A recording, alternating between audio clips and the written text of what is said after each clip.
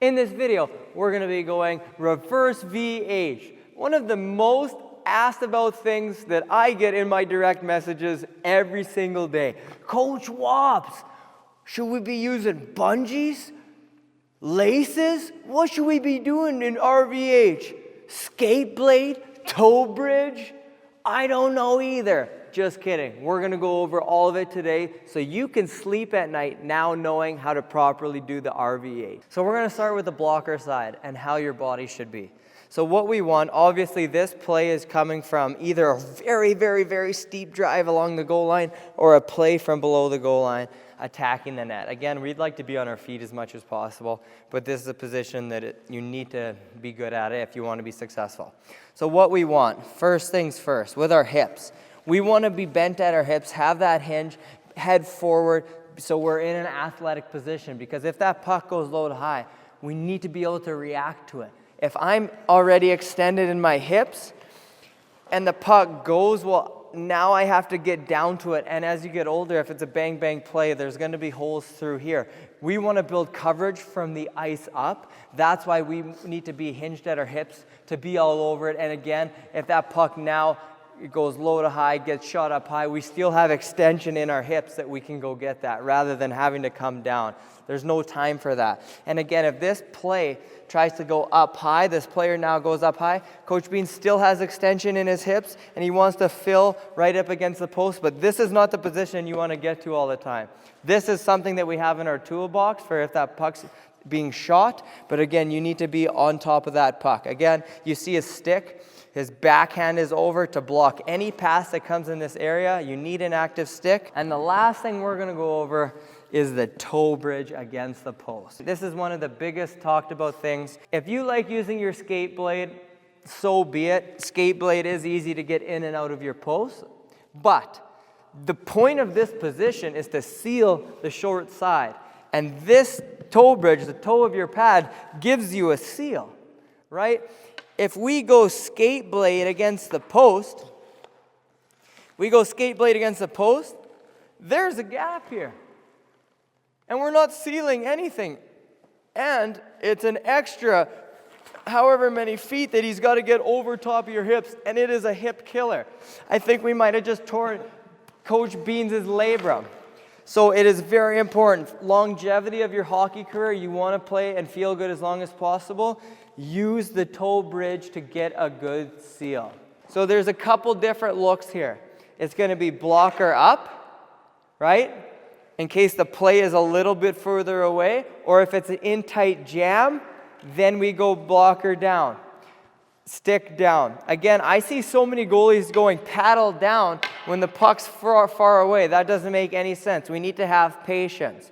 But again, it's very important that we're not just fully extended at our hips trying to fill this lane, because if this play happens really quick, this is not an athletic position, right? It's like we think of playing tennis. If somebody was serving a tennis serve at us 100 miles an hour, well, I'm not going to wait for that serve like this. It's the same thing here. If he's full extension, this is how he is. You can't react. But if that serve comes and I'm like this over my hips, well, now I have a chance. It's the same thing. This pass goes, he's already on top of the puck. And again, we're building coverage from the ground up. And the one last thing that I want to talk about for reverse VH is the anchor leg. So that is our opposite foot that is not into the post. This foot is so important for so many reasons. Okay? One, we don't want to have our foot inside the goal line. Okay, we want to always be above the goal line. And again, depending on where the threats are, we use that edge to go forwards and backwards, but we need to be able to read and react. But this anchor, what does an anchor do? If we're fishing in the boat, you throw the anchor over, it holds you. It's the same thing. If we get into the post here, there's a wraparound, and there's a player jamming for this. If you have no anchor, you're going to lose that battle. There's nothing holding you there. But if you have a good anchor, you can push yourself, your weight into the post, and now you can't get moved. That is so important. and making sure that you always have an anchor leg. I do drills with reverse VH every single day with kids, young kids, older goalies, and I see it on a daily basis that the anchor leg will get sloppy. That is a detail of your game that you need so you have control in and around the blue paint. Now here's a drill, a very basic drill you can do to just start out to learn how to feel RVH and to get used to it. But again, it's also important, if you're already good at RVH, to just get these touches in daily. So what we're going to do, if you need the visual, we're going to put a puck, just so you know where you are, at the top angle here, basically directly out from your post. And what we're going to have you do is Coach Beans is going to butterfly, he's going to rotate, and then he's going to push into reverse. That's it, making sure he's got a good touch, he's got an anchor leg, and then he's going to get up and just reset himself. So what he's going to do is, as he does one rep, gets in there, good anchor, good seal, done. Now you can just get up, come out here, start again. If you want to progress this drill, once your touches are good, if you can't do 10 in a row perfect, you're not ready to move on to a progression.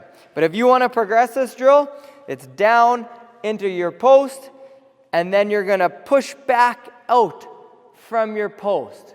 Or you can push into your post and then get up on your feet and then T-push out. 2 different variations. So Coach Beans is going to demonstrate both of those. So the first one, he's going to go down in, make sure he gets a good seal. Now he's going to bounce and step out of his post. Boom. And then next progression, he's going to go down, push in, get up on the post, T-push out. And that's what it'll look like. But again, if you can't get those basic touches, toe bridge, good anchor for 10 in a row, you're not ready to progress. Just do the basic, down, push in, good seal. This is something you can do every single day at practice for a couple minutes at the end of practice. I would not recommend doing this before practice unless your hips are really warmed up. This is something, if you're not warmed up properly, can be hard on the hips if they're not warm. In my opinion, this is the absolute best toe attachment for getting your toe bridge in reverse VH. If you don't know how to get a skate lace in, this is what you do. You get a brand new lace. Here's our 2 ends. You go up, straight up through your holes in your pad. Very simple. Okay, you want to try to get them as close as possible. That was pretty dialed for the first time, not gonna lie. Anyways, you can cut them. If they're too long, it doesn't matter how long the lace is. So again, once we have this in, what we're gonna do, you can do a couple things.